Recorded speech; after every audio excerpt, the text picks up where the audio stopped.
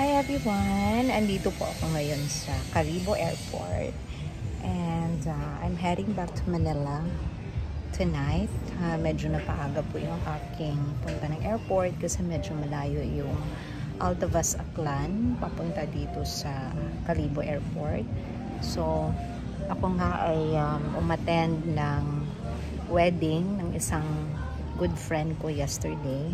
So since gabi or hapon yung wedding, no, so I need to be there a day before. So I arrived Calibo Aklan last December 19 night time. So it took me an hour travel, no, from Calibo Airport to Altavas Aklan, and then the following day is the actual wedding. So the wedding started at 3 p.m. and then natapos siya mga almost 7:30 already in the evening. So it was fun. It was so like it's so good to see couple who've been in the relationship for 12 years kasi bihira talagang mangyari yung ganong situation, especially nowadays na being in a relationship or being in a happy relationship is really rare.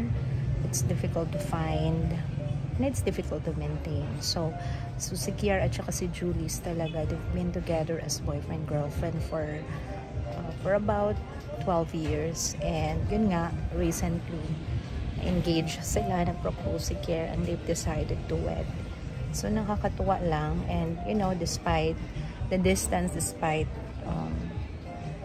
how far it is to travel from Manila to Calibo or to Aklan, no, talagang nung sinabihan ako ni Kier that he wants me to be one of the principal sponsors, talagang umuo ako. No? It's, of course, the number one reason there is he's really a good friend. No, matagal kaming magkasama sa work. He was part of the challenges, the successes that I had in my company.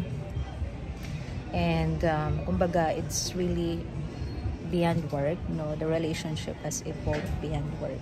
So sino ba naman ang makakahindi sa kanya? So yun nga, I immediately said yes and really find ways, no, na makapunta sa kanyang wedding. So masaya ako na